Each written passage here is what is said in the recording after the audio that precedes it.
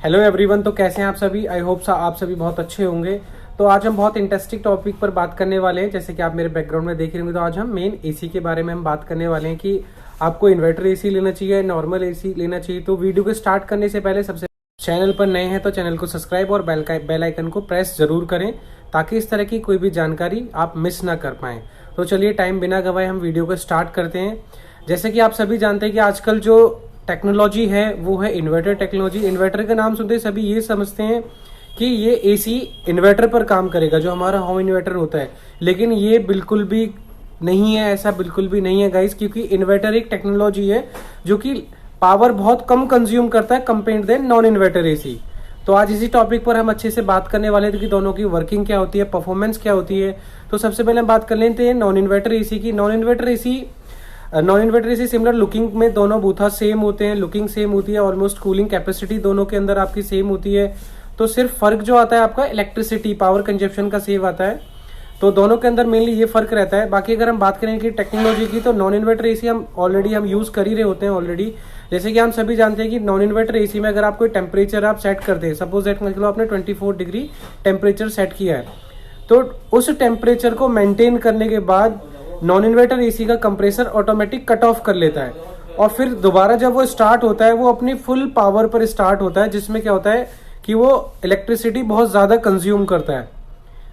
तो वहीं अगर हम इन्वर्टर की बात करते हैं, तो इन्वर्टर एसी में सपोज दैट मान लो हमने भी इसके अंदर 24 डिग्री सेट किया है, टेम्परेचर हमने सेट किया। लेकिन इन्वर्टर के अंदर क्या होता है कि जैसे हमने वो टेम्परेचर सेट किया, टेम्परेचर सेट करने के बाद उसका कंप्रेसर वेरिएबल स्पीड पर काम करता है, वो ना कट ऑफ नहीं होता है। आपको रूम के अंदर एक तो कंफर्ट कूलिंग बना देता है, कंफर्ट जोन बना देता है, जिसमें कूलिंग लॉस नहीं करने देता वो रूम के अंदर। उसका काम होता है वेरिएबल स्पीड पर वो काम करता रहेगा। अपने जो कंप्रेसर रहेगा, कंप्रेसर अपनी स्पीड को कम ज्यादा करता रहेगा आपके रूम के कूलिंग के अकॉर्डिंग। तो मेन तो यही फर्क होता है दोनों के अंदर, नॉन इन्वर्टर और इन्वर्टर के अंदर। इन्वर्टर के अंदर आपको कूलिंग एक तो मेंटेन मिल जाएगी, प्रिसाइज कूलिंग मिल जाती है आपको।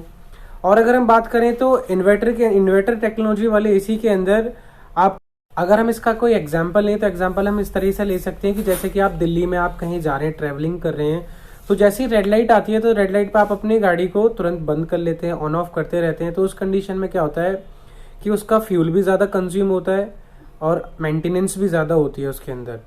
तो ये होता है नॉन इन्वर्टर एसी। जैसे non inverter AC on off cut off होता रहता है, फिर रीस्टार्ट होता है, तो उस कंडीशन में वो भी लाइट ज्यादा कंज्यूम करता है।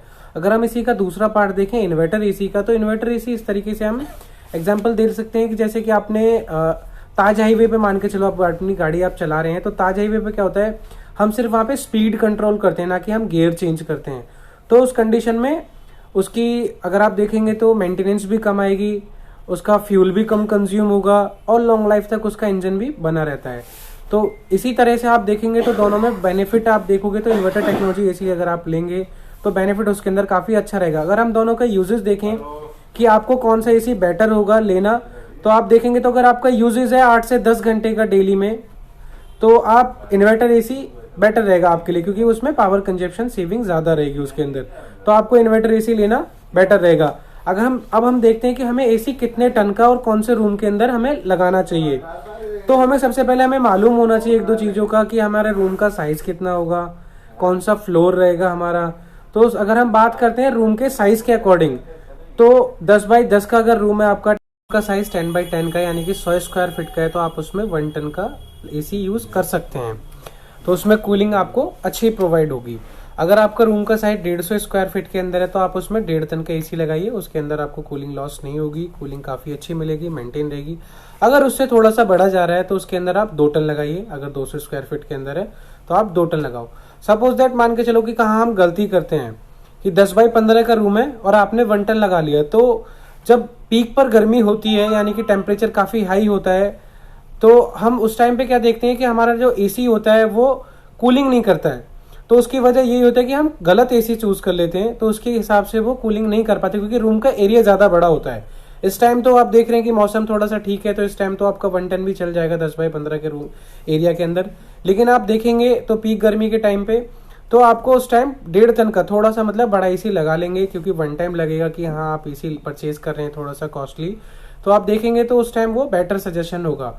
वरना आप बोलेंगे कि मतलब मैंने इस तरीके से सजेशन नहीं दिया था, तो इसलिए मैं वो चीज़ें भी बता रहा हूँ आपको कि अगर आपका रूम का साइज 10x15 है और आप अगर 1 टन लगा रहे हैं तो आप 1 टन बिल्कुल मत लगाना, क्योंकि उसके अंदर 1.5 टन का साइज लगाएं, क्योंकि कूलिंग आपको प्रॉपर चाहिए और पीक गर्मी के अंदर ज़्यादा प्रॉब्लम्स आती हैं आपको सारी की सारी।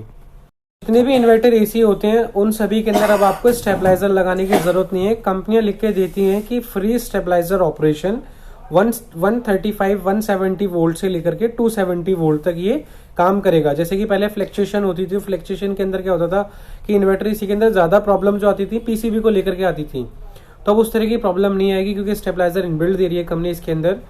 बाकी अगर आप देख रहे हैं एसी, तो मैं नेक्स्ट वीडियो के अंदर आपको मैं एसी भी सजेस्ट कर दूंगा कि कौन सा बेटर रहने वाला है आपके लिए एसी।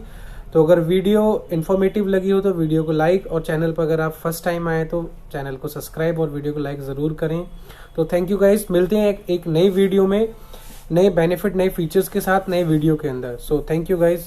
जितने भी इन्वर्टर एसी होते हैं उन सभी के अंदर अब आपको स्टेबलाइजर लगाने की जरूरत नहीं है। कंपनियां लिख के देती हैं कि फ्री स्टेबलाइजर ऑपरेशन 135 170 वोल्ट से लेकर के 270 वोल्ट तक ये काम करेगा। जैसे कि पहले फ्लक्चुएशन होती थी, फ्लक्चुएशन के अंदर क्या होता था कि इन्वर्टर एसी के अंदर ज्यादा प्रॉब्लम जो आती थी पीसीबी को लेकर के आती थी, तो अब उस तरह की प्रॉब्लम नहीं आएगी क्योंकि स्टेबलाइजर इनबिल्ड दे रही है कंपनी इसके अंदर। बाकी अगर आप देख रहे हैं एसी, तो मैं नेक्स्ट वीडियो के अंदर आपको मैं एसी भी सजेस्ट कर दूंगा कि कौन सा बेटर रहने वाला है आपके लिए एसी। तो अगर वीडियो इन्फॉर्मेटिव लगी हो तो वीडियो को लाइक, और चैनल पर अगर आप फर्स्ट टाइम आए तो चैनल को सब्सक्राइब और वीडियो को लाइक ज़रूर करें। तो थैंक यू गाइस, मिलते हैं एक नई वीडियो में नए बेनिफिट नए फीचर्स के साथ नए वीडियो के अंदर। So thank you guys.